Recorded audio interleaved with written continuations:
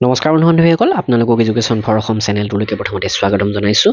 বহুত ভাল খবৰ আহিছে। অসম পুলিচৰ যি ৫,৭০০ পোষ্টৰ এডভাৰটাইজমেণ্ট ওলাইছে, সেই পোষ্টবিলাকৰ ক্ষেত্ৰত দুটা ভাল খবৰ আছে।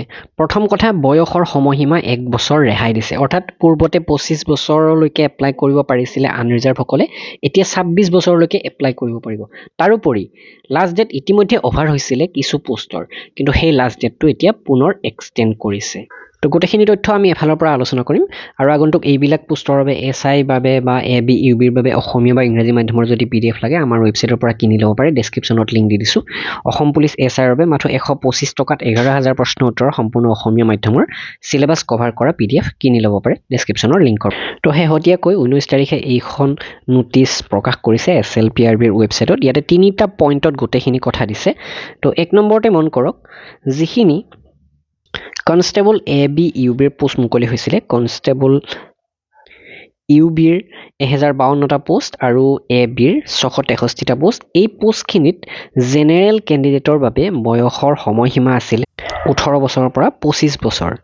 কিন্তু এই 25 বছৰটো এতিয়া 26 বছৰলৈকে এক্সটেণ্ড কৰিছে। অৰ্থাৎ এতিয়া আপোনাৰ বয়স যদি 25 বছৰ পাৰ হৈ গৈছিলে, ইতিমধ্যে এপ্লাই অভাৰ হৈছিলে, কিন্তু সেইখিনি আকৌ এপ্লাই আৰম্ভ হ'ব।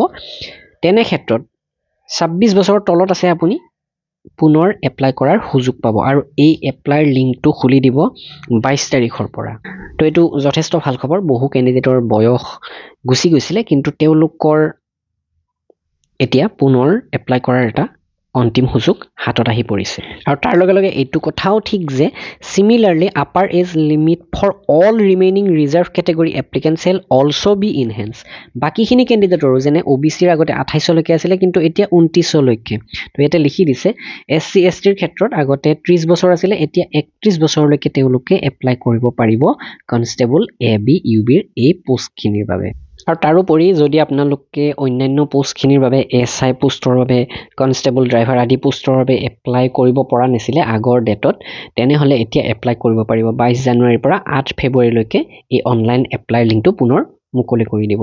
তো 22 ফেব্ৰুৱাৰীলৈকে আছিলে, কিন্তু 22 ফেব্ৰুৱাৰীলৈকে নাৰাখে, 8 ফেব্ৰুৱাৰীলৈকেহে ৰাখিছে এই অনলাইন আবেদনৰ ডেটটো। আৰু লাষ্ট 16 তাৰিখে যিখিনি এডভাৰটাইজমেণ্ট আহিছিলে ফৰেষ্টাৰ গ্ৰেড 1, ফৰেষ্ট গাৰ্ড আদিৰ, তো সেইখিনি পদৰো অনলাইন আবেদন 22 জানুৱাৰীৰ পৰা 8 ফেব্ৰুৱাৰী 2026লৈকেহে চলিব। তো 22 ফেব্ৰুৱাৰীলৈকে নহ'ব। তো কেইটামান দিন কমাই দিছে।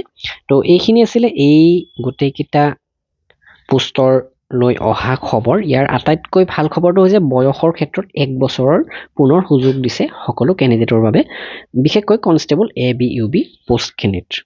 তো ভিডিঅ'টো নিশ্চয় লাইক কৰিব, শ্বেয়াৰ কৰিব। ধন্যবাদ।